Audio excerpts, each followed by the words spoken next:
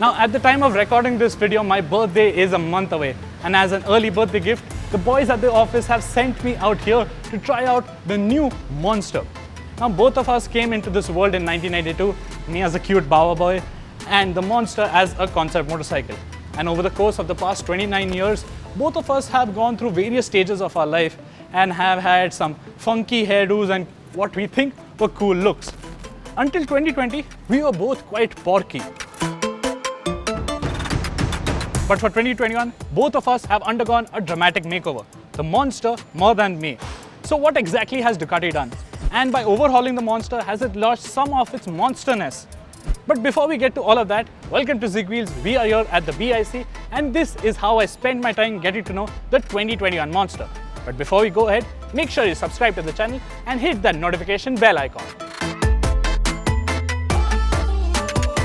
Now just one glance at the 2021 edition and you notice that there aren't any similarities with the previous iterations of the bike. There's no exposed steel trellis frame to show off its muscles. Even the tank is not round and the headlamp isn't circular. It just feels weird to call it the Monster. Bro, देखना वरैसी से Bologna कितना दूर है?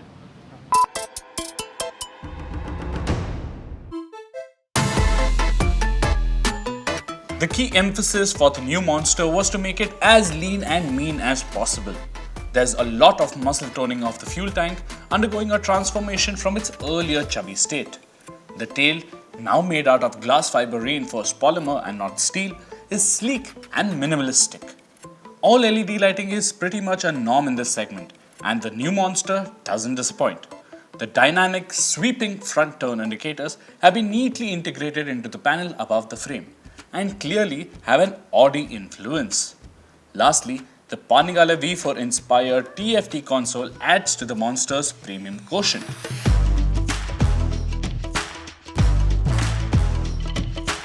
Now both the Monster and I, we went on a strict diet and exercise regimen and we were able to shave off 18 kilos of our weight. And if you want to know how exactly the Monster managed that, here are all the elements that helped in its weight saving.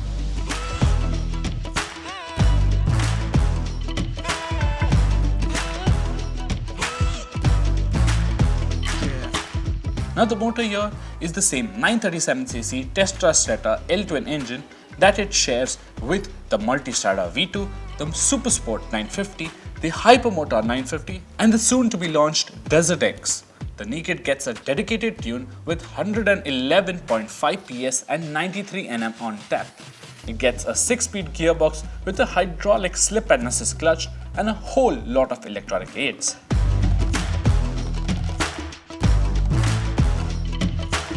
The 821 motor seemed a bit too bland for the Monster name, and with the competition growing stronger and either going mental or more sophisticated, Team Bologna had to do something. Did it succeed? Time to hit the track.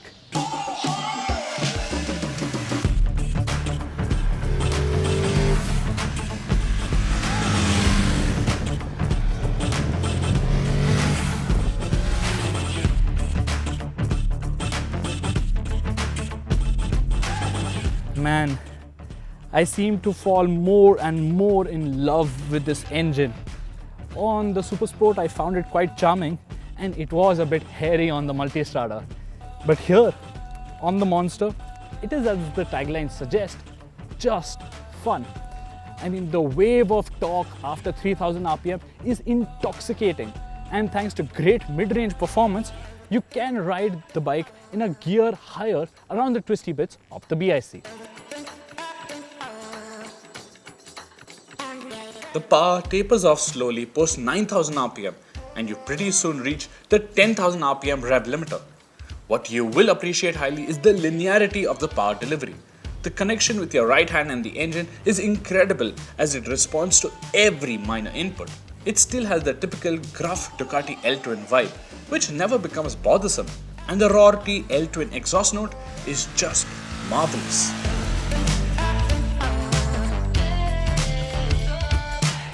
Just like its other Bolognese cousins, the Ducati Monster is quite loaded when it comes to electronic ride aids. In touring mode, throttle response is smooth, Traction control is lenient, but it lets you know it is working along in the background, and the front end of the Monster remains planted. Once you do switch it to sport mode and progressively lower the electronic intervention, you will notice the Monster's beastly instincts kick in, turning this loving pupper into an attack dog. It likes to be ridden fast, and it doesn't mind being abused a little and will reward finesse. Even wheelies are controlled and never heart-stopping.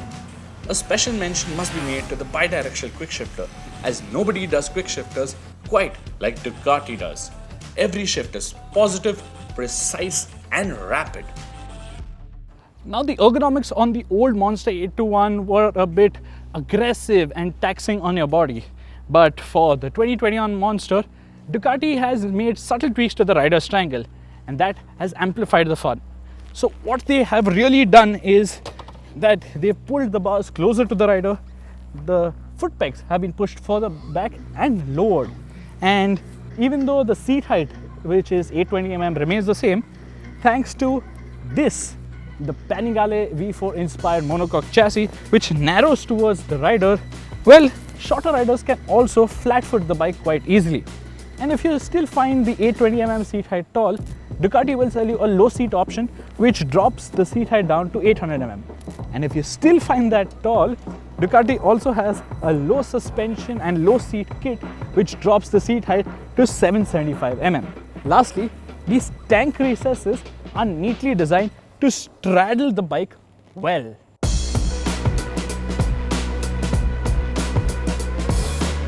Now, another reason why Ducati ditched the trellis frame for this monocoque chassis is to trickle down the Panigale's great handling dynamics. Hence, the agility of the Monster is mind-blowing. I mean, it can hunt down apexes quite easily, and it can carry great corner speeds, and it will never overwhelm you. And even when you do screw up, the Monster will tell you, don't worry, take it easy, I got your back. And that's extremely forgiving and highly rewarding.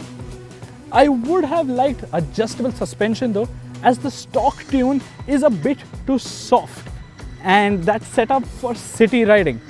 But for someone for whom this will be their first big bike, it would take them quite some time and a facility like this to exploit the entire potential of the suspension.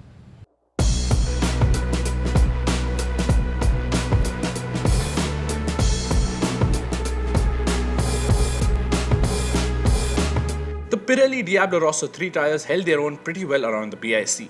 Even after 2 whole days of track fun, the sporty road-focused tires had quite a lot of life left in them.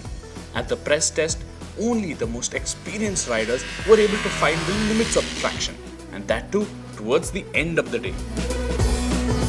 Braking performance was sure-footed and precise, which is what one hopes from Brembo. The M432 monoblock calipers are a reasonable fit for the bike's capabilities, as they seem to complement the Monster well. The Brembo radial master cylinder lets you know just how much brake force you have exerted and can be modulated quite well.